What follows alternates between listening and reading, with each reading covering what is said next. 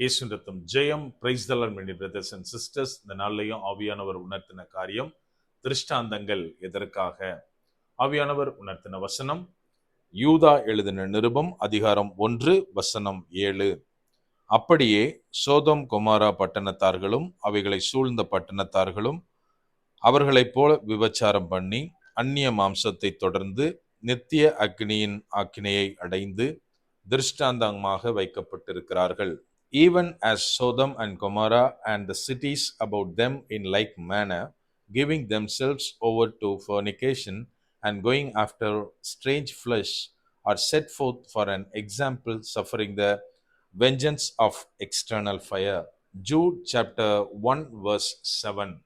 எனக்கு அன்பானவர்களே, இந்த இடத்திலே என்ன வாசிக்கிறோம் அப்படின்னா, யூதா எழுதுகிறார், சோதோமும் கொமராவும் அவர்களை சூழ்ந்திருந்த பட்டணத்தார்களும் விபச்சாரம் பண்ணி மாம்சத்தின்படி அவர்கள் நடந்து என்ன பண்றாங்க அப்படின்னா, தேவனிடத்திலிருந்து அக்னியினால அழிக்கப்பட்டார்கள்.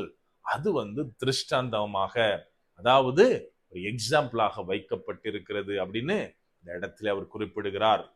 நாம் இன்றைக்கு நமக்கு முன்பதாக இருக்கிற எக்ஸாம்பிள்ஸ், அதாவது திருஷ்டாந்தங்கள் எதற்காக அப்படின்னு நம்ம நினைச்சிட்டு இருக்கோம். நம்ம கொஞ்சம் யோசித்து பார்க்கணும்.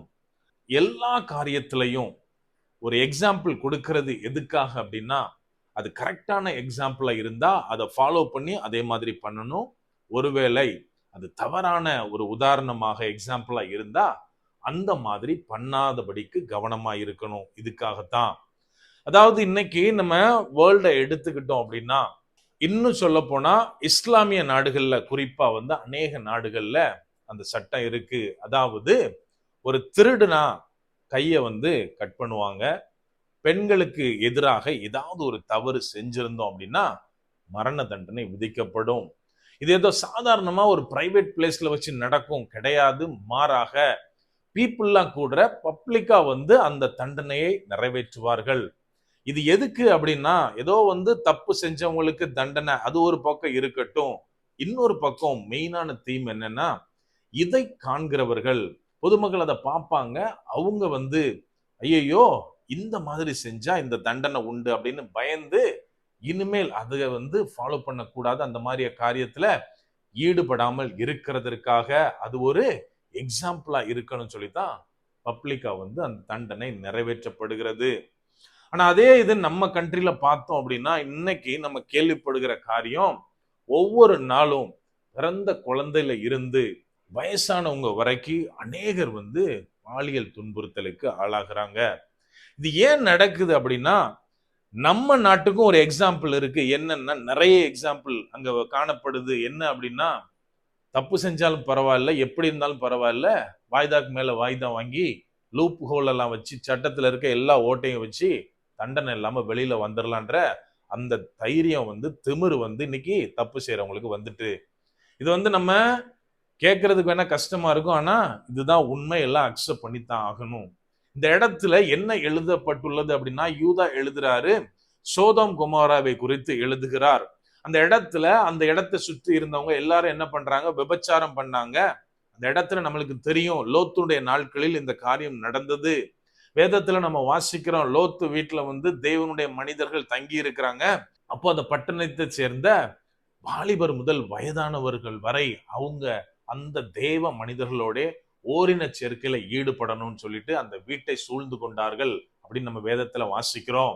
என கண்மானவர்களே, தேவனுக்கு அருவருப்பான இந்த காரியத்தினால சோதோம் கொமோரா என்ன பண்ணப்பட்டது, தேவனாலே அக்னியினால அழிக்கப்பட்டது. அதைத்தான் இங்க சொல்றாரு, தேவனுக்கு பிரியமில்லாத விபச்சார சந்ததி என்ன ஆயிற்று, அழிக்கப்பட்டது. இது நமக்கு திருஷ்டாந்தமாக, அதாவது ஒரு எக்ஸாம்பிளாக வைக்கப்பட்டிருக்கிறது அப்படின்னு இவர் குறிப்பிடுகிறார். நம்ம இன்னைக்கு, அதாவது உலகம் தப்பான எக்ஸாம்பிளை எடுத்துட்டு ஓடுதோ இல்லையோ, கிறிஸ்தவத்துல அநேகர் இன்னைக்கு தப்பான எக்ஸாம்பிளை தான் பின்பற்றி கொண்டு இருக்கிறோம். என கண்மானவர்களே, இன்னைக்கு அதாவது இந்த மாதிரி அழிவுலாம் வராதுன்னு சொல்ற கிறிஸ்தவர்கள் நம்மில் அநேகர் உண்டு. LGBTQ அப்படின்னு சொல்லிட்டு பல காரியங்களினாலே தேவனுக்கு பிரியமில்லாத ஓரின சேர்க்கைக்கு உடன்படக்கூடிய அநேக பிரச்சனைகளுக்கு ஓகே பண்ற, அக்செப்ட் பண்ற கிறிஸ்தவ நாடுகளும் உண்டு. கிறிஸ்டியன் பிரீச்சர்ஸும் ஈவன் விசுவாசிகள் எல்லாருமே இன்னைக்கு அங்கங்க இருக்கிறதை நம்மால பார்க்க முடியும். என கண்மாணவர்களை நல்ல ஒண்ணு புரிஞ்சுக்கணும். ஒரு பெரிய பாவமான காரியம், தேவன் அருவருக்கிற காரியம். ஆனா இன்னைக்கு அதை என்ன கொண்டு வந்துட்டாங்க அப்படின்னா, இது தனி மனித உரிமையில வர்றது.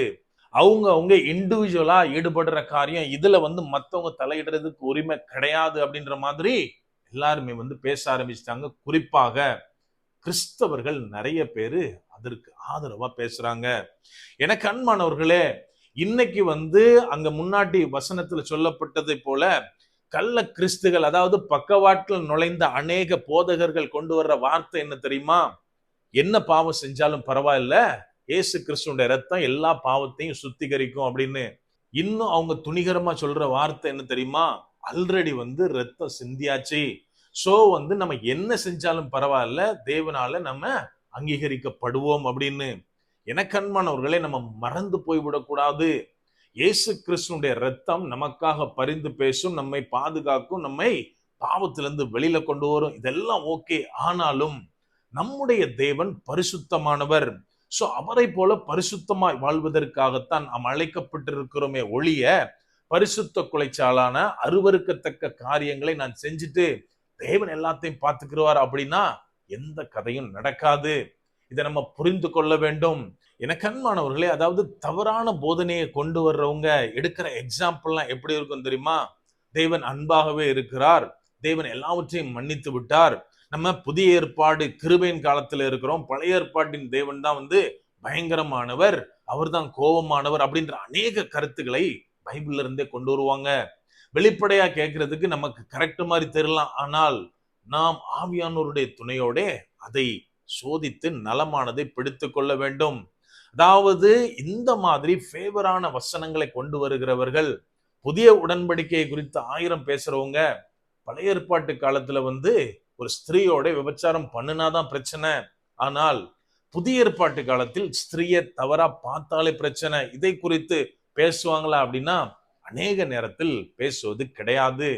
எனக்கு அன்பானவர்களே, நாம அப்படியானால் எதை உதாரணமாக ஒரு திருஷ்டாந்தமாக எடுத்துக்கொள்ளணும் அப்படின்னா, ஒரு தவறான உதாரணம் அப்படின்னு பார்த்தோம்னா, நமக்கு தெரியும் தாவீது ராஜா தான் போருக்கு போற காலத்துல போகாமல் இருந்து உப்பரிகையில உலாத்தி கொண்டு கண்களால பார்த்து தவறு செய்தார். இந்த மாதிரியான காரியத்துக்கு நம்ம விலகி இருக்கணும். அதே நேரத்துல யோசேப்பினுடைய உதாரணத்தை திருஷ்டாந்தகமாக நம்ம எடுத்துக்கொண்டால், நம்ம பண்ண வேண்டிய காரியம், என்னதான் நமக்கு சோதனை வந்தாலும் சரி, இச்சையான காரியங்கள் நம்மை அடுத்தடுத்து சோதித்தாலும் சரி, தேவனுக்கு பயந்து அதை விட்டு விலகி ஓடணும். இப்படி நமக்கு முன்பதாக வைக்கப்பட்டிருக்கிற அந்த திருஷ்டாந்தங்களை நாம் எடுத்துக்கொண்டு செயல்படும் போது நம்முடைய வாழ்க்கையை தேவனுக்கு பிரியமான ஜெயமுள்ள வாழ்க்கையாக நம்ம மாற்ற முடியும். அப்படியே கண்களை மூடுவோமா? அன்பான ஆண்டவரே, இந்த நேரத்திலே அப்பா உம்மை நோக்கி பார்க்கிறோம். ஆவியானவர், நீர் எங்களோட இருக்கிறீர், அதற்காய் நன்றி செலுத்துகிறோம். அப்பா, இந்த நாட்கள்ல தகப்பனே, எங்களுக்கு நீர் அநேக காரியங்களை, அநேக மனிதர்களை எங்களுக்கு திருஷ்டாந்தமாக வைத்திருக்கிறீர் தகப்பனே. அப்பா, நாங்கள் ஒவ்வொன்றிலும் தகப்பனே எங்களை காத்து கொள்ள, உமக்கு பிரியமில்லாத எந்த காரியத்திலையும் நாங்கள் கை வைக்காதபடிக்கு ஆவியானவரே, நீர் எங்களை வேலை அடைத்து பாதுகாத்துக்கோங்க. அப்பா, நாங்க இயேசு கிறிஸ்துவை மாதிரியாக கொண்டு அவரை மாத்திரமே எங்கள் வாழ்க்கையில பிரதிபலிக்க நீர் எங்களுக்கு கற்றுத்தாங்க. முற்றிலுமா எங்களை தாழ்த்தி ஒப்பு கொடுக்கிறோம். பலப்படுத்தி ஆசீர்வதிங்க.